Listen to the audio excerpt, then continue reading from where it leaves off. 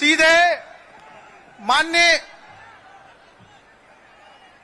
चरणदास मान जी से निवेदन करूंगा, जो हमारे छत्तीसगढ़ विधानसभा के अध्यक्ष हैं, वो निवेदन करूंगा कृपया मीडिया के जो साथी हैं थोड़ा नीचे हो जाएं ताकि पीछे जो हमारे कार्यकर्ता हैं उनको तकलीफ ना हो। कृपया मीडिया के साथी थोड़ा नीचे झुक के अपना काम करें।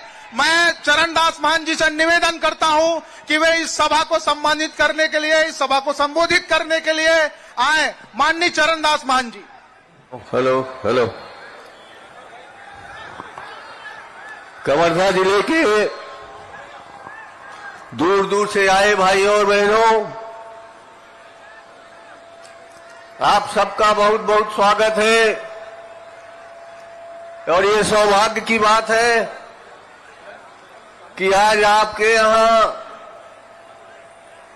राहुल जी आए हैं, जिन्होंने पूरे देश में नफरत के बाजार में मोहब्बत की दुकान खोलने का प्रयास किया है और दिलों से दिलों को जोड़ने का प्रयास किया है। उन्होंने हमें प्यार सिखाया,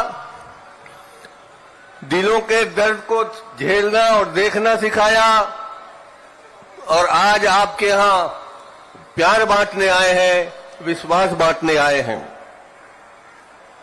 हमारे राहुल जी के आदेश पर 100% खरे उतरने वाले राहुल जी के भरोसा को जस के तस छत्तीसगढ़ में लागू करने वाले माननीय मुख्यमंत्री जी भूपेश भाई आपके यहां हैं, मैं उनका स्वागत करता हूं। आदरणीय अकबर भाई, आदरणीय नीलकंठ जी, बहन ममता जी, विजय जांगीर जी और तमाम हमारे नेता जो बैठे हैं, मैं सबका बहुत बहुत स्वागत करता हूं। आदरणीय राघुर जी, ये धरती कबीर साहब की धरती है। इस धरती में कबीर साहब के वंशज धर्मदास जी आए थे। इस धरती से प्यार निकलता है, प्रेम निकलता है, सौहार्द निकलता है, भाईचारे निकलता है। और उस धरती में जहर घोलने के लिए हमारे देश के गृह मंत्री आके उल्टे सीधे बात करके जहर घोल के जाते हैं। इन बातों को मुख्यमंत्री जी बताएंगे। मैं इतना ही कहना चाहता हूं कि जो प्रधानमंत्री नरेंद्र मोदी जिसको कहते हैं, वो अपने आप को पिछड़े वर्ग का नेता बनाता है, पिछड़े वर्ग का नेता कहता है। और जब हमारी सरकार ने, हमारे मुख्यमंत्री जी ने छत्तीसगढ़ में हेड काउंट करा के हम लोगों ने छत्तीसगढ़ में ओबीसी की जितनी जनसंख्या थी उस आधार से 27% आरक्षण देने की घोषणा की, 27% आरक्षण विधानसभा में पास किया, तो उनके नेता के राज्यपाल, दो राज्यपाल ने उस फाइल में दस्तखत आज तक नहीं किया। ये उनका जो छद्म भाषण है, उनका झूठा व्यवहार है, ये मैं आपको बताना चाहता हूं। कबीर साहब के साथ ही साथ ये धरती भौरम देव जी की है, जहां हमें बता देना चाहता हूं कि राजीव जी भी आ चुके हैं। इस धरती में इंदिरा जी का आशीर्वाद है, नेहरू जी का आशीर्वाद है, सबका आशीर्वाद भरा हुआ है। और मैं एक बात कहना चाहता हूं, आज आपने जिस ढंग से आपने रायपुर के नजदीक गांव में जाकर किसानों को देखा,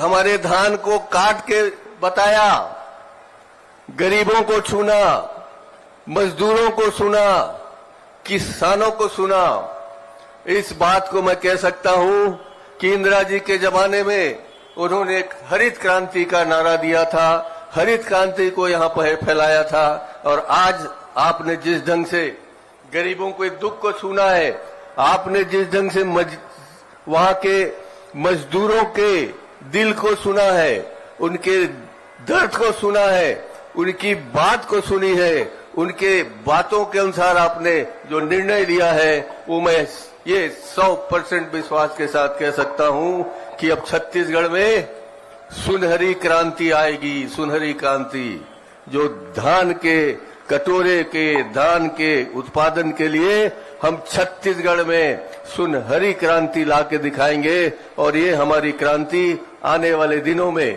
पूरे देश में होगी। इसलिए मैं आपका बहुत बहुत आभार व्यक्त करते हुए कि आपने यहाँ किसानों के लिए कहा, आपने यहाँ के नौजवानों के लिए कहा, आपने यहाँ के गरीबों का ख्याल किया। मैं आपको इस समय ज्यादा कुछ नहीं कहते हुए आदरणीय मुख्यमंत्री जी से यही निवेदन करूंगा। बातें तो वो करेंगे, मगर जितनी भी घोषणाएं हुई हैं आदरणीय राहुल जी की, वो हमारे लिए एक मील का पत्थर है जो हमें 75 पार के नारे को पूरा कराएगा। और ये नारा आपके भरोसे हम विश्वास करके जा रहे हैं। जय हिंद, जय छत्तीसगढ़।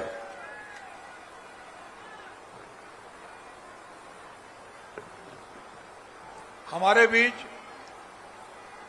अखिल भारतीय कांग्रेस कमेटी के पूर्व अध्यक्ष और हमारे नेता आदरणीय राहुल गांधी जी मंच पर उपस्थित हैं। एक बार जोरदार ताली बजाकर उनका स्वागत करें। राहुल गांधी, राहुल गांधी, राहुल गांधी। हमारे बीच में हमारे छत्तीसगढ़ के यशस्वी और लोकप्रिय मुख्यमंत्री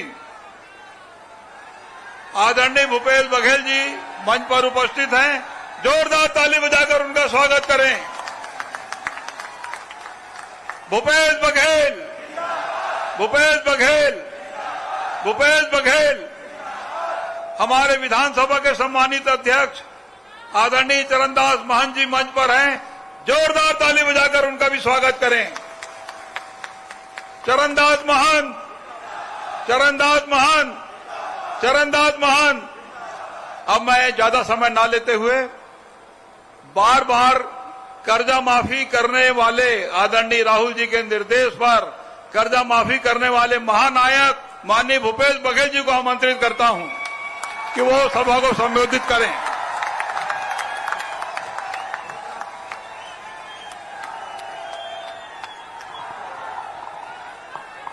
काका अभी जिंदा है।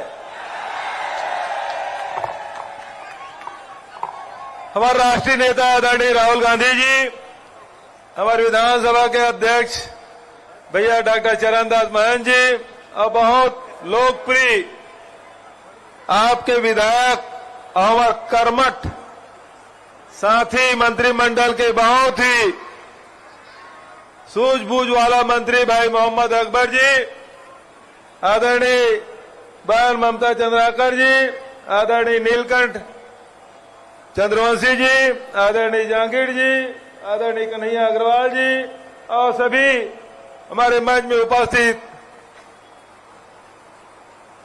कांग्रेस के सब नेतागण। और जैसे कि छत्तीसगढ़ी में हिंदी में एक बार जोरदार नारा लगाओ, छत्तीसगढ़िया, छत्तीसगढ़िया। बोला मालूम रही से कि कवर्धा के जनता राहुल जी के इंतजार कर रहे थे।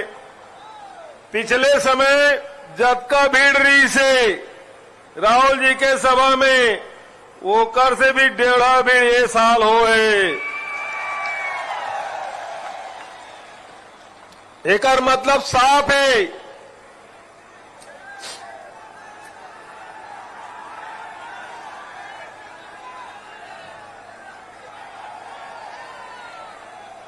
एकर मतलब साफ है। पिछले समय जब का वोट से जीत रहे हैं, तेकर से 1.5 वोट से जीतना है। और ये साल कर्जा माफ भारतीय जनता पार्टी, कर्जा माफ भाजपा साफ। हमन कर्जा माफ करथन तो भारतीय जनता पार्टी वाला मन के पेट में पीड़ा होते।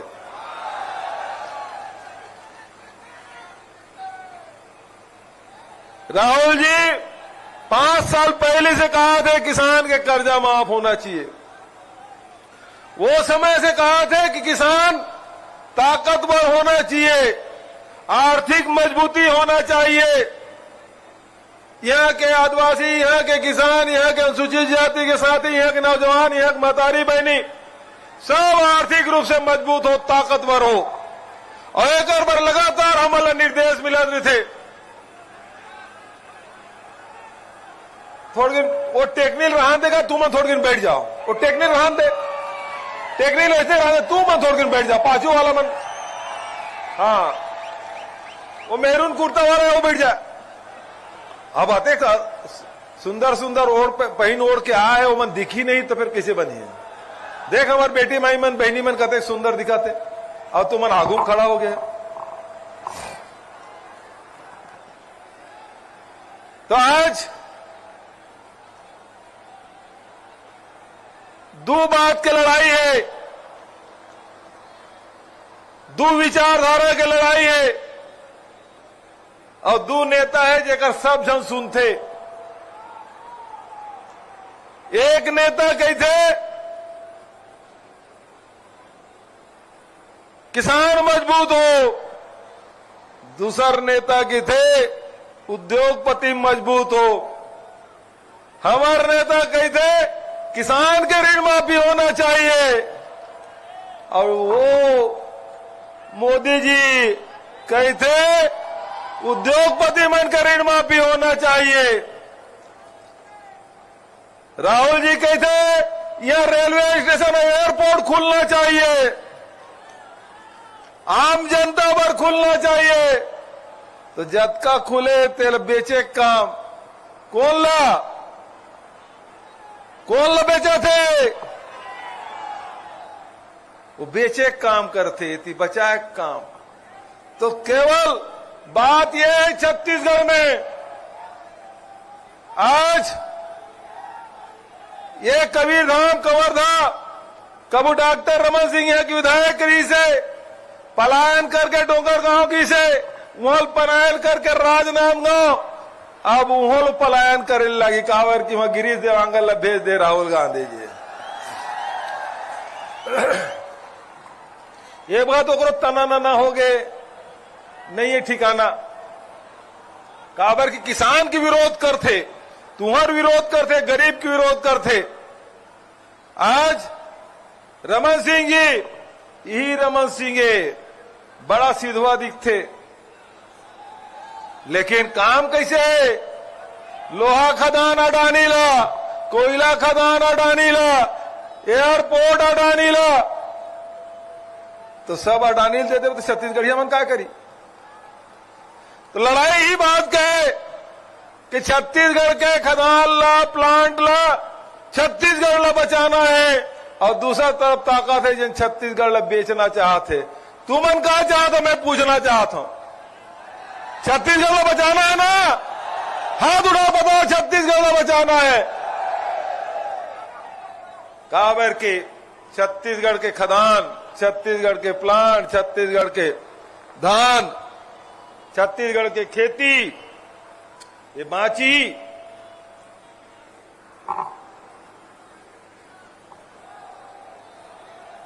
अभी भारतीय जनता पार्टी वालों ने एक ठक घोषणा नहीं कर पाया, सदमा में उमर नहीं पाए। एक तो पहली लिखी दे रहे 2500 रुपये मिले हैं, बिजली बिल हाफ हो है, 35 किलो चावल हर परिवार में मिला थे। वो मन वैसे सदमा मेरी से ओकर ऊपर ये हो गया कि राहुल जी आइस की यह जाति जनगणना हुई, 17.5 लाख परिवार ला आवास मिली।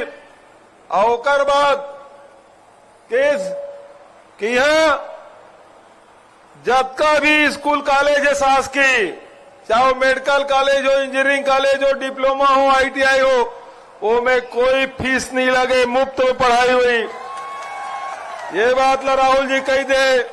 और बाद सबसे बड़े बात कर्जा माफ। कर्जा माफ होना चाहिए नहीं? तब एकर बाद ओकर मनकर कहीं बाँचे नहीं है। और फिर वो तो ऐसे है ना, पवन दीवान जी कविता है, जेकर जत के नाक कटावे तत के बाढ़े लाम, लबारी मारे काम ओकर मन के। रमन सिंह लबारी मारी से 2100 रुपया दूं की मिलिस का, 300 रुपया बोनस दूं की मिलिस का, 3 साल बोनस, 2 साल बोनस और 3 साल कोनस। मैं तो रमन सिंह लग कहे कि ते नहीं दे सके, तेनों बोनस ला मैं दूं। विधानसभा में अकबर भाई रही से, ममता रही से, अध्यक्ष जी तो आसंदी में बैठे रही से।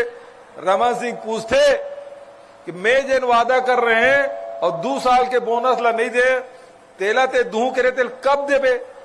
मैं क्यों डॉक्टर तो लाज नहीं लगा।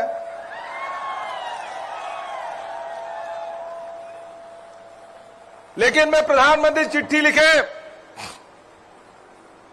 कि बोनस दे अनुमति दे, 2 साल के बोनस ला जिन रमन सिंह नहीं देना उहुल दूं मैं। जिन दिन अनुमति मिल गई तुम्हारा आशीर्वाद मिल, फिर से वो बोनस ला दूं मैं।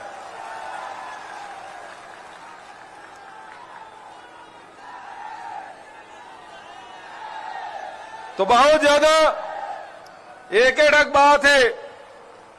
मोदी जी आईस रायपुर में और कहा कि धान ला मैं खरीदता हूं।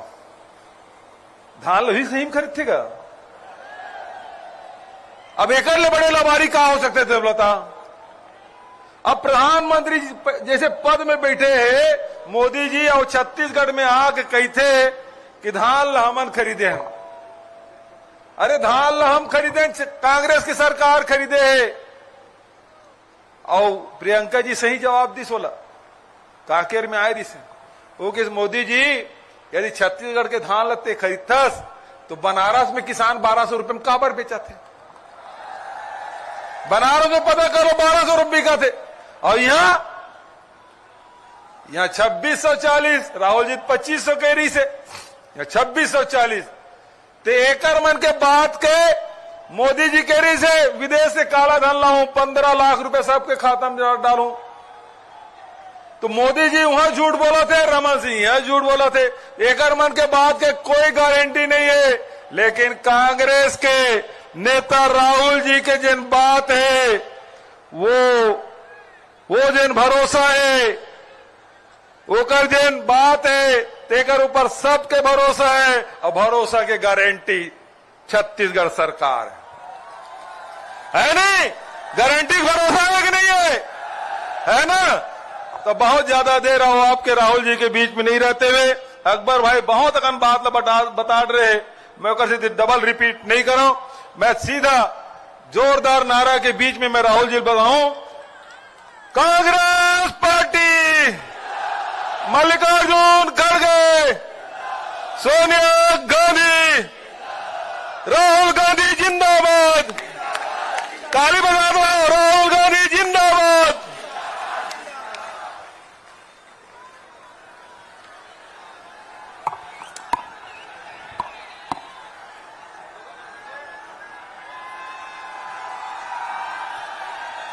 भूपेश बघेल जी, चरणदास महंत जी, स्टेज पे कांग्रेस पार्टी के सब वरिष्ठ नेता, हमारे प्यारे कार्यकर्ता भाइयों और बहनों, प्रेस के हमारे मित्रों, आप सबका यहां बहुत बहुत स्वागत।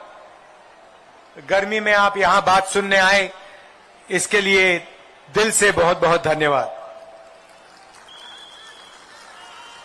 भैया आप मीडिया वाले थोड़े नीचे बैठ जाइए।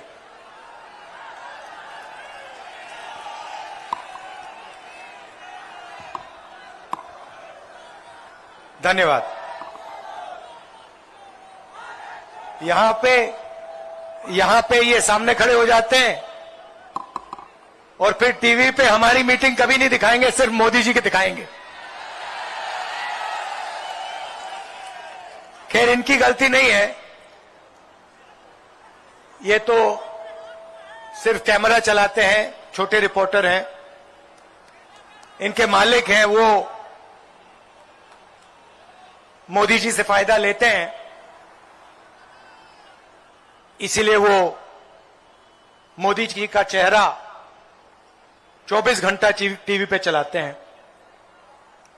अच्छा, आपने अपने आप से कभी पूछा है कि टीवी पे 24 घंटा नरेंद्र मोदी जी दिखाई देते हैं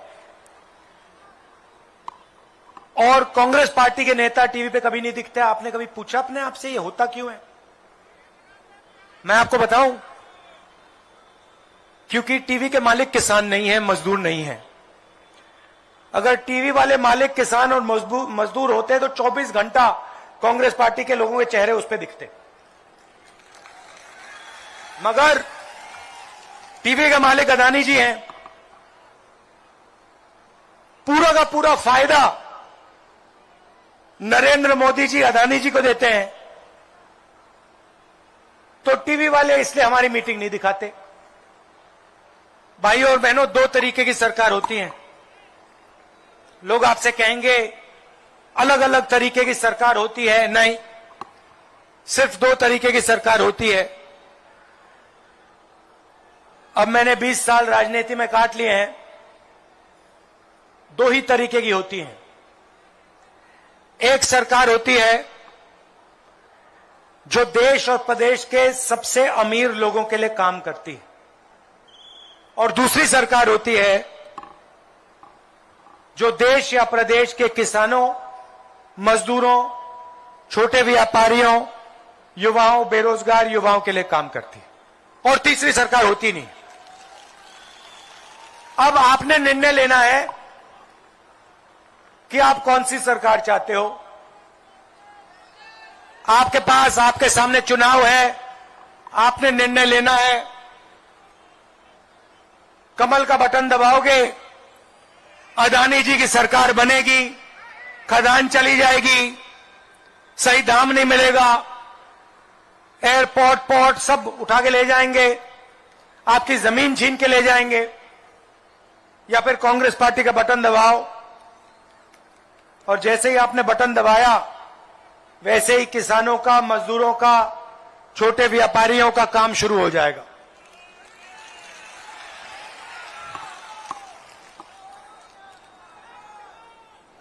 मोदी जी ने आपसे 15 लाख रुपए का वायदा किया था, याद है आपको?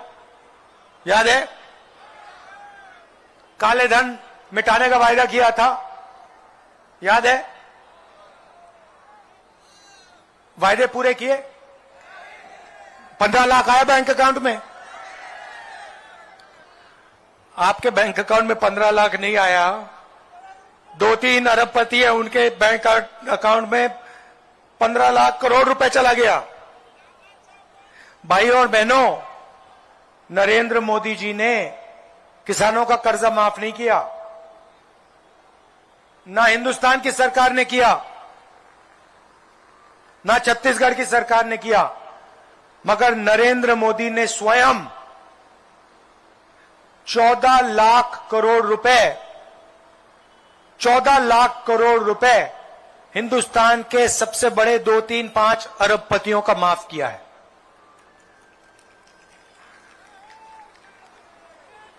हमने भी आपसे वायदे किए थे, मैंने स्वयं वायदे किए। पिछले चुनाव में ऐसी मीटिंग में मैंने वायदा किया कि छत्तीसगढ़ के किसानों का कर्जा माफ होगा, मैंने किया था। मैंने यह भी कहा था कि जब हमारे किसान धान देंगे तो उनको 2,500 रुपए प्रति क्विंटल रेट मिलेगा, कहा था। मोदी जी ने आपसे झूठ बोला, मैंने आपसे सच बोला। सफाई आपके सामने है, पूरा छत्तीसगढ़ जानता है। अच्छा, एक बात बताओ, हमने वायदा किया था 2,500 का, आज क्या रेट है?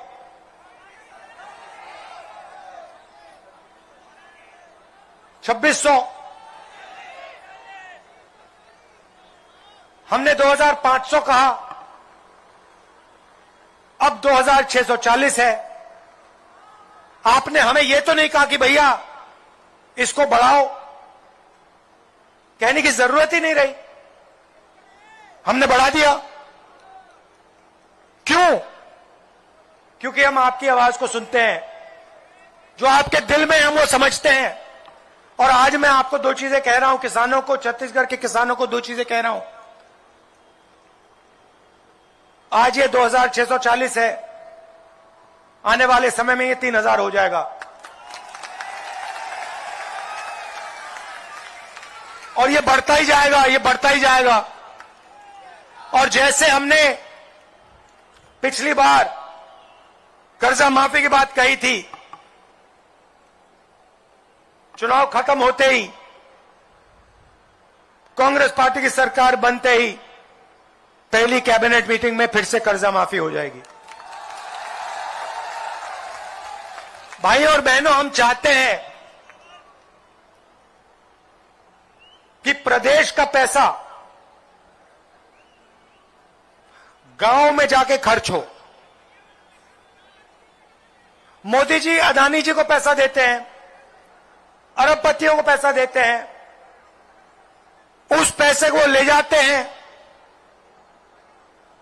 अमेरिका ले जाते हैं, जापान ले जाते हैं, वहां पे घर खरीदते हैं, हवाई जहाज खरीदते हैं।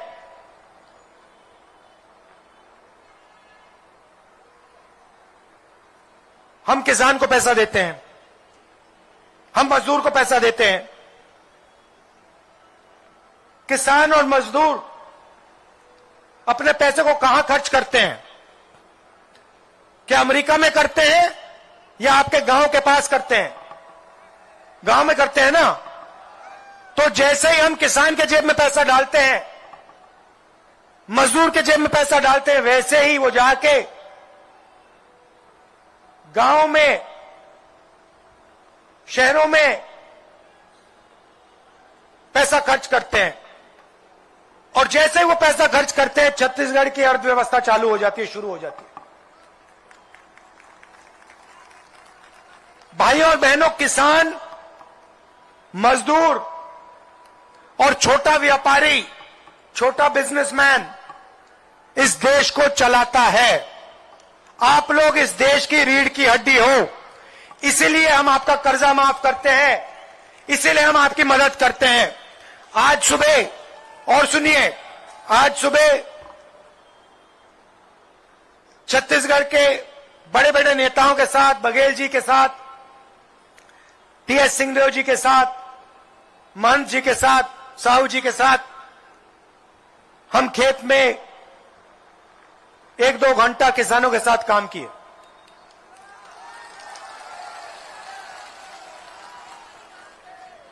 धान काटा और फिर किसानों से हमने बात की, मजदूरों से बात की। 20-25 किसान थे। मैंने उनसे पूछा, भैया कैसा चल रहा है? साफ उन्होंने कहा, देखिए राहुल जी, ऐसी सरकार हमने कभी पहले देखी नहीं है। इस सरकार ने जितना हमारे लिए काम किया है, किसी और सरकार ने हमारे लिए काम नहीं किया। 2500 में कर्जा माफी में एक और चीज जोड़ देता हूं,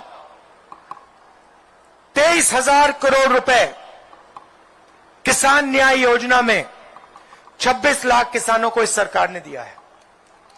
सीधा छत्तीसगढ़ के शहरों में, गांव में डायरेक्ट ये पैसा डाला है और इससे पूरे छत्तीसगढ़ को फायदा हुआ है, छोटे व्यापारियों को फायदा हुआ है। मगर जब मैं मजदूरों से बात कर रहा था तो मजदूरों ने मुझे एक बात कही, कहा कि देखिए राहुल जी, आप हमें 7,000 रुपए देते हैं, साल के 7,000 रुपए देते हैं, 5 लाख मजदूरों को इस सरकार ने फायदा पहुंचाया है। मगर आप एक काम कीजिए, आज सुबह हमें बताया, प्रेस वाले जाके उनसे मिल लीजिए, पूछ लीजिए। आज सुबह उन्होंने हमें बताया कि देखिए ये जो 7,000 रुपए ये थोड़ा कम है। मैंने ये गाड़ी में अपने नेताओं से बात की और 5 मिनट में हमने निर्णय ले लिया, 7,000 नहीं, अब 10,000 रुपए मिलेगा।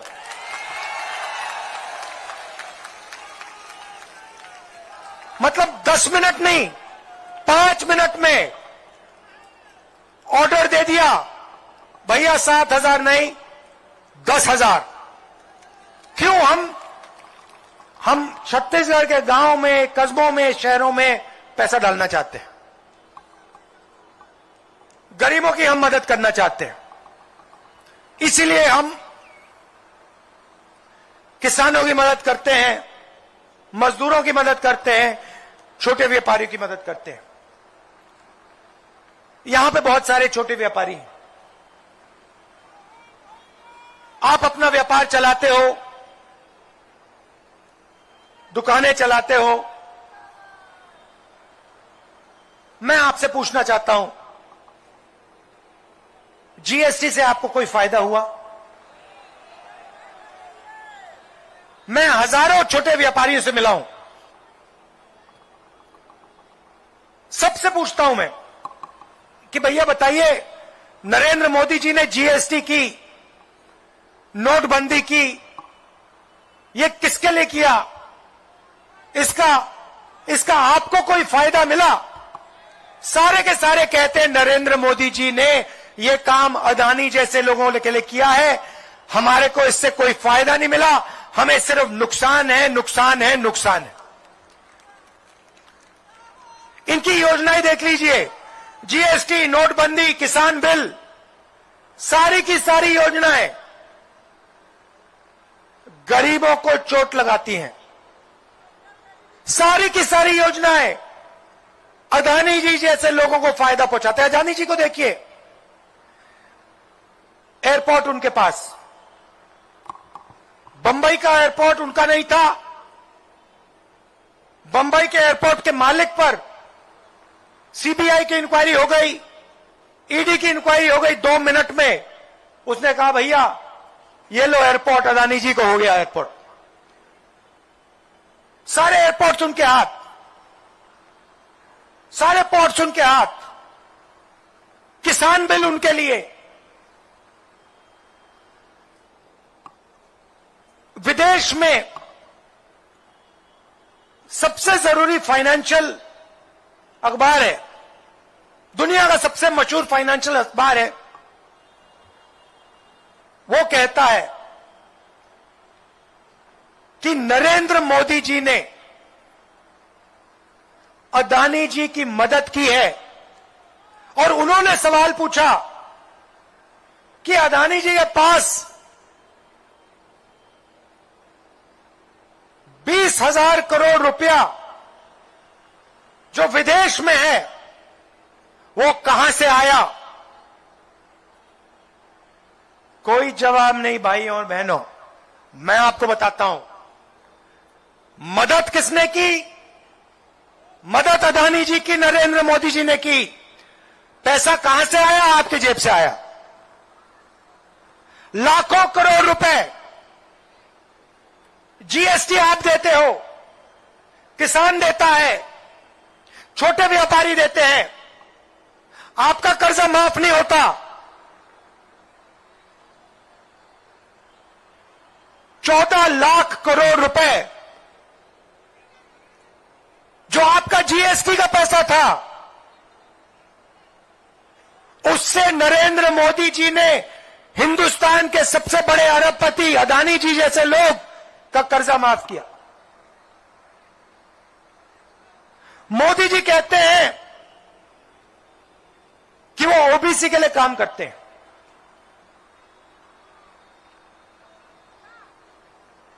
मैं सवाल पूछना चाहता हूं,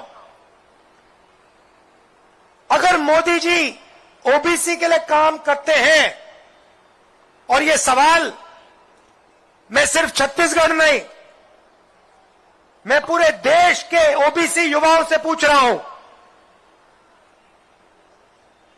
देश के हर ओबीसी युवा से पूछ रहा हूं, क्योंकि ये चोरी आपके जेब से होती है।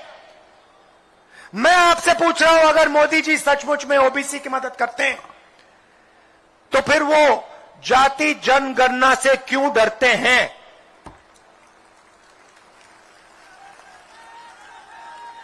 वो देश को ओबीसी की सच्ची आबादी क्यों नहीं बताना चाहते? भाई और बहनों, हिंदुस्तान को 90 अफसर चलाते हैं।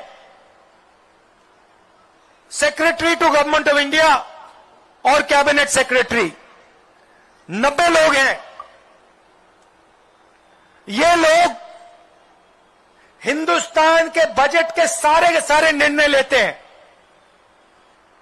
मनरेगा में कितना पैसा जाएगा, शिक्षा में कितना पैसा जाएगा, आदिवासियों को क्या मिलेगा, ट्रेनिंग में कितना पैसा जाएगा, स्वास्थ्य में कितना पैसा जाएगा, ये सारे का सारा ये 90 लोग निर्णय लेते हैं। इनको हम secretary to government of India कहते हैं, आईएएस के अफसर हैं। ये लोग लाखों करोड़ रुपए के निर्णय लेते हैं। बजट में कोई भी डिसीजन हो, ये 90 लोग लेते हैं। नरेंद्र मोदी जी ओबीसी की भागीदारी की बात करते हैं। मैं आज इस मीटिंग में ओबीसी, दलित, आदिवासी युवाओं से पूछना चाहता हूं, इन 90 अफसरों में से जो हिंदुस्तान के बजट पर पूरे सारे निर्णय लेते हैं, इन अफसरों में से ओबीसी कितने, दलित कितने, आदिवासी कितने? कितने? किसी को नहीं मालूम, मैं बताता हूं। सबसे पहले दूसरा सवाल, भाई और बहनों, हिंदुस्तान में ओबीसी की कितनी आबादी है? ये देखो सन्नाटा छा गया, कोई नहीं जानता। नरेंद्र मोदी 24 घंटा ओबीसी करते हैं, मगर इस भीड़ में मैं पूछ रहा हूं, भैया हिंदुस्तान में ओबीसी कितने हैं? कोई जवाब नहीं दे पा रहा। कितने हैं? देखो बिल्कुल सन्नाटा छा गया। अब सुनिए, मैं आपको बताता हूं, हिंदुस्तान में तकरीबन 50% ओबीसी आबादी है। अब सुनिए, मजे की बात सुनिए, 50% ओबीसी, 12 से 14% आदिवासी, तकरीबन 15% दलित। अब सुनिए, इन अफसरों में से 90 अफसरों में से 3 अफसर ओबीसी के हैं। आबादी आपकी 50% और 90 में से 3 आपके। बात वहां नहीं रुकती, और मजेदार बात सुनिए,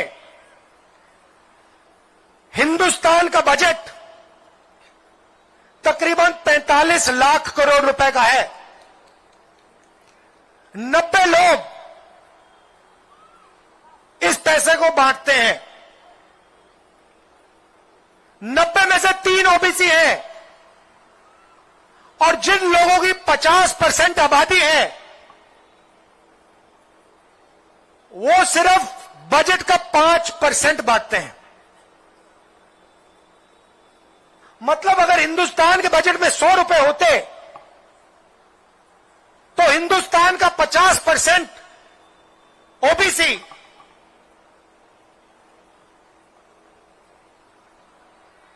₹5 का निर्णय लेता।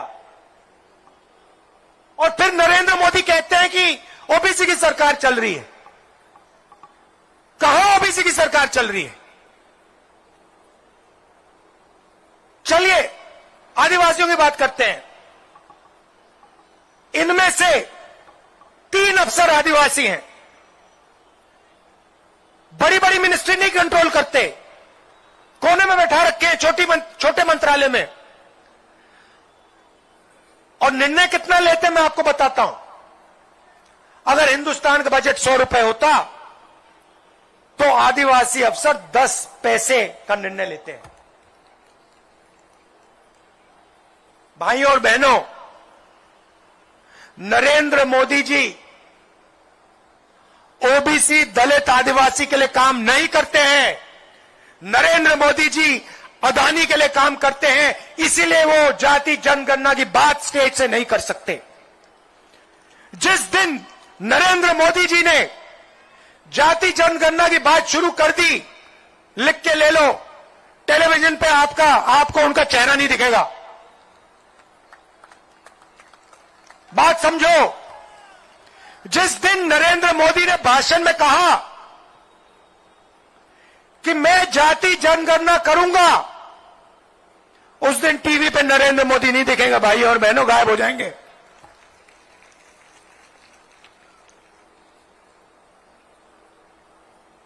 हमने साफ कह दिया है, जैसे ही हमारी सरकार आएगी दिल्ली में, हमने जाति जनगणना यूपीए के समय किया था, उसके आंकड़े नरेंद्र मोदी पब्लिक नहीं करना चाहते, आपको बताना नहीं चाहते। जैसे ही हमारी सरकार आएगी, पहला निर्णय उसको हम पब्लिक कर देंगे, पूरे देश को बता देंगे ओबीसी कितने हैं, दलित कितने, आदिवासी कितने। और छत्तीसगढ़ में जैसे हमारी यहां सरकार आएगी, जाति का सर्वे होगा, जैसे हम कर्नाटक में कर रहे हैं, राजस्थान में, मध्य प्रदेश में करवाएंगे, वैसे ही हम यहां करेंगे। तब सच्ची आपकी ओबीसी, दलितों और आदिवासियों को फायदा मिलेगा। एक नया चैप्टर लिखा जाएगा हिंदुस्तान के इतिहास में, एक नया चैप्टर लिखा जाएगा। और आपको सचमुच में जो भागीदारी मिलनी चाहिए दलितों को, आदिवासियों को, पिछड़ों को, जो किसान हैं, मजदूर हैं, छोटे व्यापारी हैं, उनको जो भागीदारी मिलनी चाहिए वो मिलनी शुरू हो जाएगी।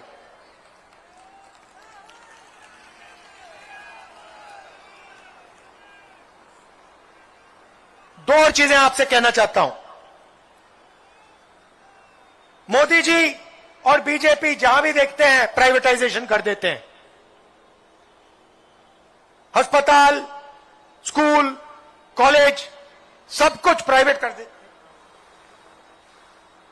अस्पताल, स्कूल, कॉलेज सारा का सारा प्राइवेट कर देते हैं, अरबपतियों को पकड़ा देते हैं। ऐसा देश हमें नहीं चाहिए। सरकार का काम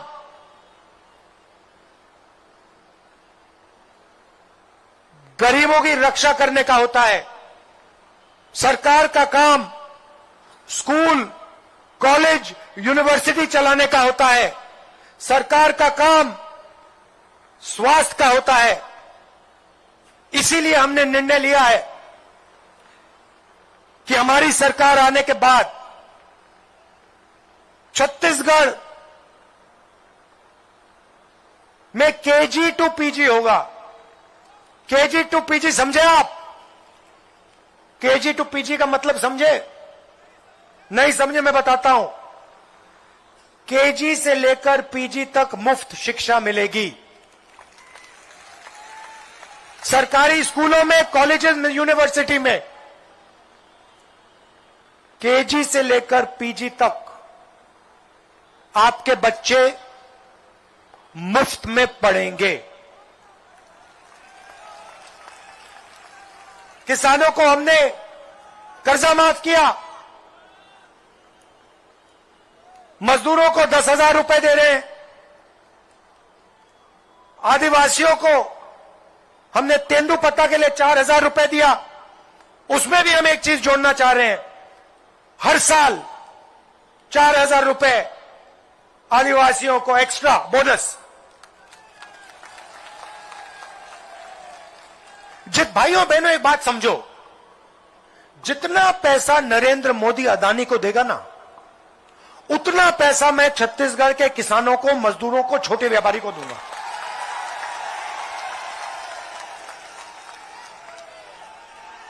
और अभी कमी क्या है? अभी दिल्ली में सरकार नहीं है, अभी हम काम छत्तीसगढ़ में करेंगे। मगर जिस दिन दिल्ली की सरकार आ गई ना, फिर देखना क्या होता है। मजाक बना रखा है। देश किसानों का है, मजदूरों का है, छोटे व्यापारियों का है। ऐसा लगता है कि भैया देश में बस 2-3 लोग हैं, अदानी जी है और कोई है ही नहीं। तो जितना पैसा वो उसको देंगे, लिख के ले लो, उतना पैसा मैं आपको दूंगा।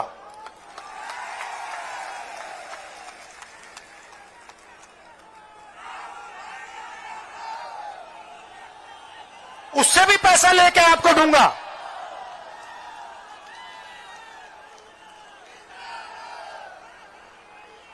अंग्रेजी की बात होती है। एक और मजे की बात बताता हूं। देखिए, मैंने कल नेताओं से बात की, बघेल जी से बात की, और मैंने कहा देखिए, जो किसान, मजदूर और छोटा व्यापारी है, ये छत्तीसगढ़ की रीढ़ की हड्डी है, फाउंडेशन है, नींव है। ये जैसे किसी भी इमारत की नींव होती है, ये हमारे प्रदेश की नींव है। तो मैंने कल चीफ मिनिस्टर से कहा देखिए, आपको बड़ा सोचना चाहिए। अभी हमने पहले कदम लिए हैं, किसानों के जेब में, मजदूरों के जेब में, छोटे व्यापारियों की जेब में हमने पैसा डाला है। अब छोटे व्यापारी कहेंगे भैया आपने हमारा तो कर्जा माफ नहीं किया, और मैं उनसे कहूंगा भैया जब किसान की जेब में पैसा आता है वो खरीदता कहां से है? वो आप ही की तो दुकान में तो आता है। जब मजदूर की जेब में पैसा जाता है वो खरीदता कहां से? आपकी दुकान में आता है। तो जब हम किसान के जेब में पैसा डालते हैं, मजदूर की जेब में पैसा डालते हैं, ऑटोमेटिकली वो छोटे व्यापारी के जेब में चला जाता है। तो मैंने बघेल जी से कहा देखिए आप बड़ा सोचिए। अभी हमने नींव मजबूत की है। अभी मान जी ने कहा छत्तीसगढ़ धान का कटोरा है, कहा आपने।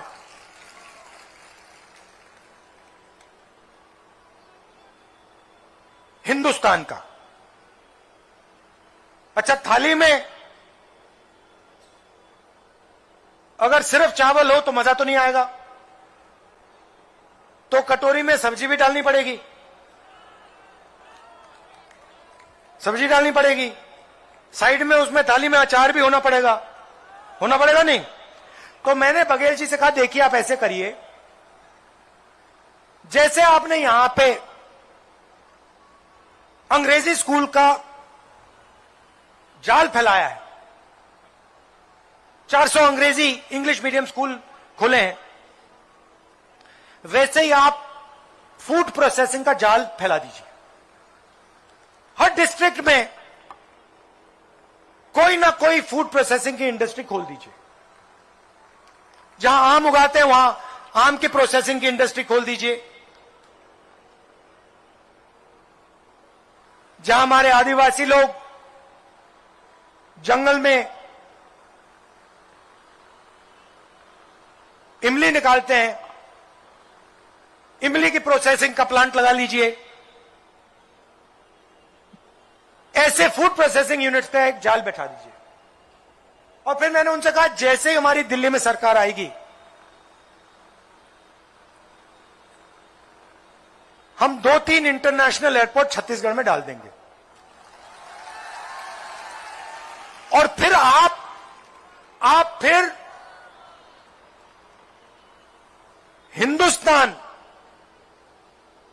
के धान का कटोरा नहीं रहोगे, आप पूरी दुनिया में अपना धान बेचोगे, सब्जियां बेचोगे, पूरा का पूरा आपका माल यहां से जाएगा, अमेरिका जाएगा, दुबई जाएगा, इंग्लैंड जाएगा, जापान जाएगा, और वहां पे जब जापानी युवा चावल खाएगा कहेगा भाई ये छत्तीसगढ़ ये बहुत जबरदस्त स्वादिष्ट चावल है, ऐसा चावल तो मैंने कभी पहले खाया नहीं।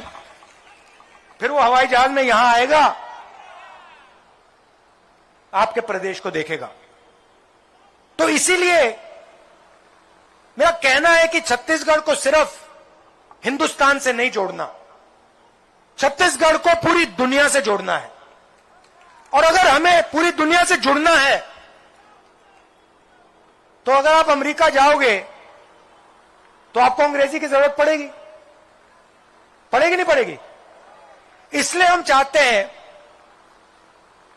कि ज्यादा से ज्यादा लोग हिंदी पढ़ो, छत्तीसगढ़िया पढ़ो, सीखो, मगर अंग्रेजी भी सीखो। क्यों? छत्तीसगढ़िया आप यहां बात करोगे एक दूसरे से, छत्तीसगढ़िया का आपका यहां प्रयोग होगा छत्तीसगढ़ में। यूपी जाओगे, बिहार जाओगे, राजस्थान जाओगे, मध्य प्रदेश जाओगे, वहां पे आप हिंदी का प्रयोग करोगे। और आने वाले समय में कल जब आपके बच्चे अपने धान को अमेरिका भेजेंगे, आपकी सब्जियों को जापान भेजेंगे, तो फिर उनको अंग्रेजी बोलनी जरूरी होगी। तो हमारी प्लानिंग भाई और बहनों आज की नहीं है। आज आप कहोगे भाई अंग्रेजी का क्या फायदा? अंग्रेजी का फायदा कॉल सेंटर में नौकरी मिल जाएगी, किसी भी मल्टीनेशनल कंपनी में काम करना हो अंग्रेजी में बोलो। आने वाले समय में जब यहां एयरपोर्ट खुलेंगे, और भैया मैं एक बात कह देता हूं तो मैं छोड़ता नहीं हूं, ये मत भूलो आप। मैंने आपको वायदा किया था यहां पे कर्जा माफ होगा। हमारी वहां दिल्ली में सरकार आएगी, मैं गारंटी करके कह रहा हूं यहां इंटरनेशनल एयरपोर्ट लगेगा। और उसके पास में बता रहा हूं, उसके पास में टर्मिनल होगा जहां पे आपका पूरा का पूरा धान, सारी की सारी सब्जी, जो फूल आप यहां उगाते हो वहां सब वहां टर्मिनल होगा, सीधा यहां से जाएगा, अमेरिका जाएगा, दुबई जाएगा, जापान जाएगा। मतलब ये चीफ मिनिस्टर की, मेरी, हमारी नेताओं की, आपके लिए ये विजन है, दृष्टिकोण है, ये हम करना चाहते हैं। बीजेपी क्या करती है? आती है, नफरत फैलाती है, एक धर्म को दूसरे धर्म से लड़ा देती है, एक जात को दूसरी जात से लड़ा देती है।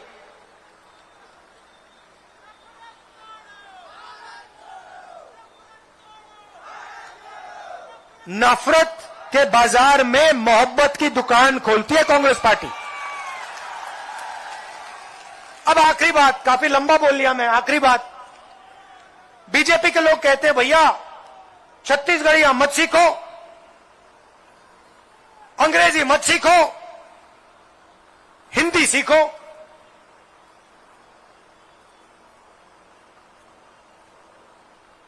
छत्तीसगढ़िया को 8th शेड्यूल में नहीं शामिल किया। पूरा छत्तीसगढ़ जानता है, आपकी भाषा का अपमान किया। कहते हैं छत्तीसगढ़िया मत सीखो, अंग्रेजी मत सीखो, हिंदी सीखो। एक काम करो, अगला बीजेपी का नेता आएगा, आरएसएस का नेता आएगा और आपसे ऐसे भाषण में कहेगा कि भैया हिंदी सीखो, अंग्रेजी मत सीखो, तो उससे आप पूछना भैया एक बात बताओ, आप हमें कह रहे हो कि हम हिंदी सीखें और अंग्रेजी ना सीखें, आपके जो बच्चे हैं क्या वो हिंदी मीडियम स्कूल में पढ़ते हैं या इंग्लिश मीडियम में पढ़ते हैं? हाँ, उनके सारे के सारे बच्चे इंग्लिश मीडियम में पढ़ते हैं। क्यों? क्योंकि वे चाहते हैं कि किसान के बच्चे, मजदूर के बच्चे, छोटे व्यापारी के बच्चे अंग्रेजी ना बोले, कंप्यूटर का काम ना करें, सॉफ्टवेयर प्रोग्रामिंग ना करें, इंजीनियर ना बने, विदेश से व्यापार ना करें। वो आपको गांव में रखना चाहते हैं, गरीब रखना चाहते हैं। हम आपको पूरी दुनिया में घुमाना चाहते हैं, आपके बच्चों को बड़ा से बड़ा सपना दिखाना चाहते हैं।